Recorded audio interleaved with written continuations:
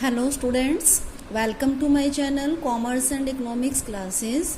+1 business studies में हम 6 chapter कर रहे हैं, साझेदारी संगठन, पार्टनरशिप ऑर्गेनाइजेशन।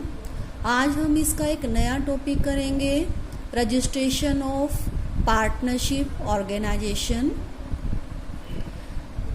आपको पता है जैसे कि किसी भी साझेदारी फर्म की स्थापना 2 या 2 से अधिक व्यक्ति मिलकर कर सकते हैं। तो जो पार्टनरशिप है उसका एग्जिस्टेंस पार्टनर्स के बीच में जो कॉन्ट्रैक्ट है उसके ऊपर डिपेंड करता है। इसका रजिस्ट्रेशन कराना या ना कराना वो साझेदारों की मर्जी के ऊपर डिपेंड करता है। अगर साझेदार चाहे तो वो फर्म का रजिस्ट्रेशन पार्टनरशिप एक्ट के अंडर करवा सकते हैं, अगर ना चाहे तो वो ना भी करवाएं। पर इसका रजिस्ट्रेशन कराना उनके लिए बेनिफिशियल होता है।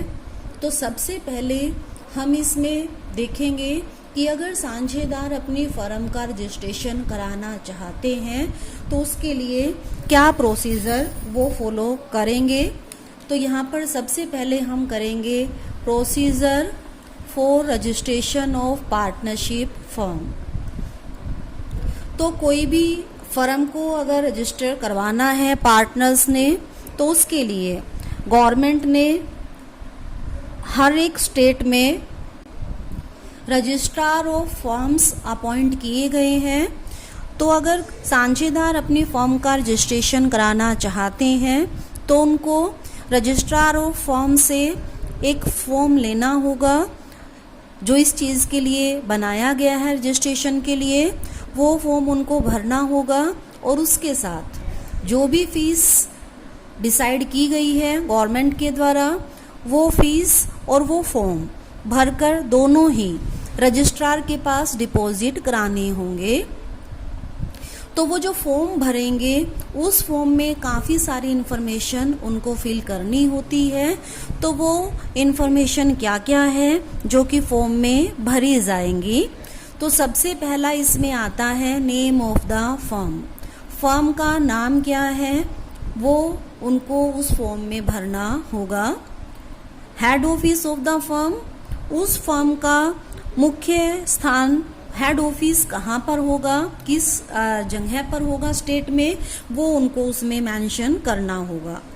कई बार फर्म जो है कई जगह पर अपना और बिजनेस करती है, तो उन अदर प्लेसेस का नाम जहाँ से वो फर्म का बिजनेस चलाएंगे उन प्लेसेस का नाम भी उनको उस फॉर्म में भरना होगा। इसके बाद name and addresses of all the partners, जो भी पार्टनर्स बनना चाहते हैं पर्सन्स फर्म के, उन सब का नाम और उनका परमानेंट एड्रेस उस फॉर्म में उनको फिल करना होगा। इसके अलावा date of joining the firm by all partners, जो भी फर्म के साझेदार हैं वो किस डेट पर फर्म के पार्टनर बने हैं वो डेट उनको उस फॉर्म में भरनी होगी। Period of the firm if any, वैसे तो हम कोई बिजनेस स्टार्ट करते हैं उसका टाइम पीरियड हम पहले से डिसाइड नहीं करते हैं, पर अगर पार्टनर्स ने डिसाइड किया है उसका टाइम, तो वो टाइम क्या है वो मेंशन करना होगा।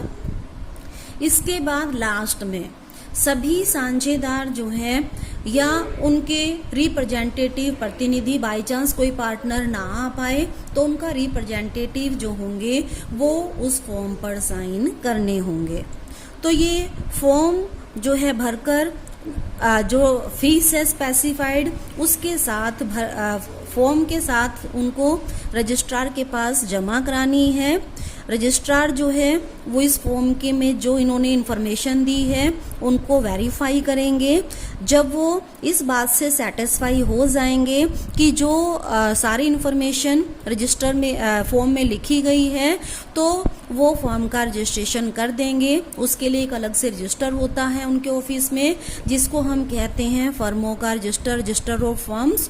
उसमें वो उस फर्म का नाम भी लिख देंगे और उस फर्म को एक सर्टिफिकेट इशू करेंगे जिसको हम कहेंगे सर्टिफिकेट ऑफ रजिस्ट्रेशन। जब ये सर्टिफिकेट उनको मिल जाएगा तब ये माना जाएगा कि फर्म जो है वो रजिस्टर्ड हो गई है।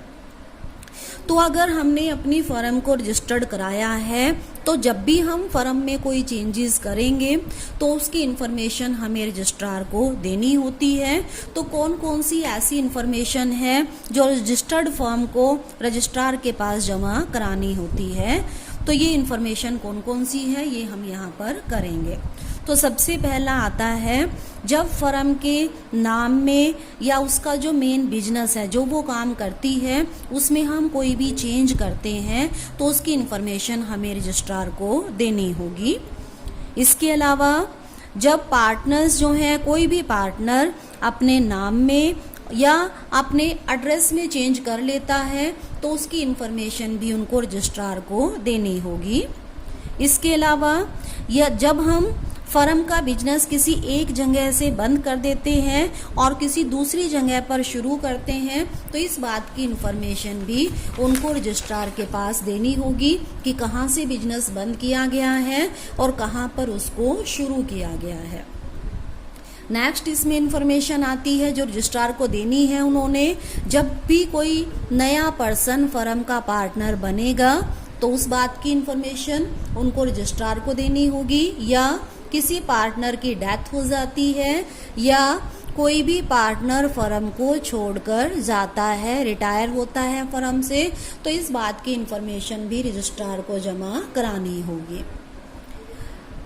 लास्ट इसमें आता है अगर कोई पर्सन माइनर था और वो फर्म का पार्टनर था, अब वो मेजर हो गया है और वो फर्म का पार्टनर बने रहना चाहता है या नहीं बने रहना चाहता है, इस बात की इन्फॉर्मेशन भी उनको रजिस्ट्रार के पास डिपॉजिट करानी होगी। तो अब हम कह रहे हैं कि फर्म का रजिस्ट्रेशन कराना या ना कराना पार्टनर्स की मर्जी के ऊपर डिपेंड करता है और इसमें फॉर्मेलिटीज़ हैं जो उनको पूरी करनी पड़ती है। तो वो अगर फर्म का रजिस्ट्रेशन कराते हैं तो उसका क्या इफ़ेक्ट जो है वो पड़ेगा उनकी फर्म के ऊपर, अगर वो नहीं कराते हैं तो उसका क्या इफ़ेक्ट पड़ेगा फर्म के ऊपर। Any of the partner can't file suit against other partners in case of dispute.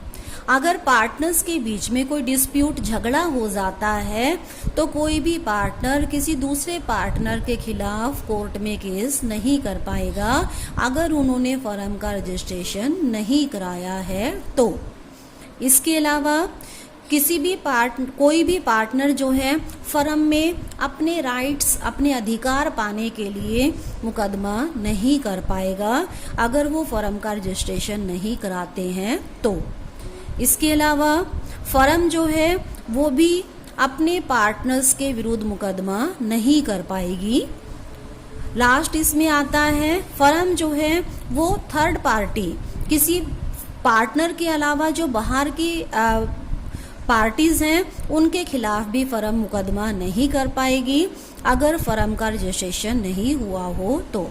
तो इसीलिए अगर फर्म अपने साझेदारों के खिलाफ किसी केस में या साझेदार फर्म के खिलाफ या बाहर वालों के खिलाफ कोई केस करना है तो इसलिए ज़रूरी होता है कि फर्म का रजिस्ट्रेशन कराया जाए। तो अब हम करेंगे बेनिफिट्स ऑफ रजिस्ट्रेशन। अगर हम फर्म का रजिस्ट्रेशन करवाते हैं तो उसका क्या बेनिफिट होगा फर्म के लिए भी और पार्टनर्स के लिए भी। तो सबसे पहला इसमें आता है benefits to the firm. Firm को उसका क्या बेनिफिट होगा अगर वो फर्म का रजिस्ट्रेशन कराया जाता है। तो फर्म जो है वो थर्ड पार्टी के खिलाफ या अपने पार्टनर्स के खिलाफ जो है कोर्ट में केस कर पाएगी। नेक्स्ट बेनिफिट है वो पार्टनर्स को है। पार्टनर्स को क्या बेनिफिट है, पार्टनर्स जो है कोई भी आपस में झगड़ा हो जाता है पार्टनर्स के बीच में तो वो किसी दूसरे पार्टनर के खिलाफ मुकदमा कर सकते हैं और अपने अधिकार पाने के लिए भी वो दूसरों के खिलाफ मुकदमा कर सकते हैं। बेनिफिट्स टू इनकमिंग पार्टनर, अगर कोई नया पर्सन फर्म का साझेदार बनता है तो उसको क्या बेनिफिट होगा।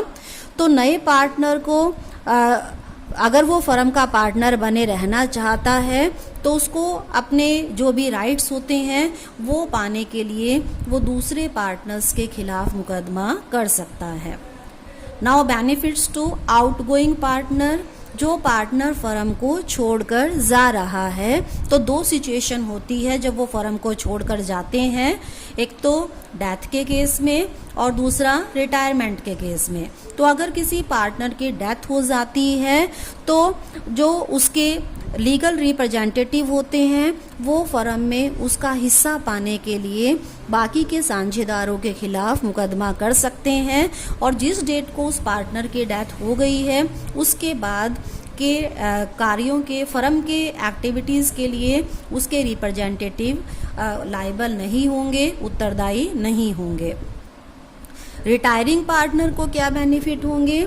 रिटायरिंग पार्टनर जब तक इस बात की सूचना नहीं देता है कि वो रिटायर होने जा रहा है तो तब तक जो है उस फर्म के एक्टिविटीज़ के लिए वो तब तक ही रिस्पॉन्सिबल होगा। जब वो इस बात की इंफॉर्मेशन दे देगा तो उसके बाद की फर्म की एक्टिविटीज़ के लिए वो रिस्पॉन्सिबल नहीं होगा अगर फर्म का रजिस्ट्रेशन हुआ है तो। इसके अलावा वो फर्म में अपना हिस्सा पाने के लिए बाकी के साझेदारों के खिलाफ मुकदमा कर सकता है। तो किसी भी फर्म को अगर हम रजिस्ट्रेशन कराएं या ना कराएं ये तो पार्टनर्स की विल के ऊपर, मर्जी के ऊपर डिपेंड करता है, और अगर इसको रजिस्टर कराया जाता है तो उसका पार्टनर्स को या जो फर्म है उसको जो है काफ़ी बेनिफिट है। तो इसीलिए फर्म का रजिस्ट्रेशन कराना बेनिफिशियल रहता है।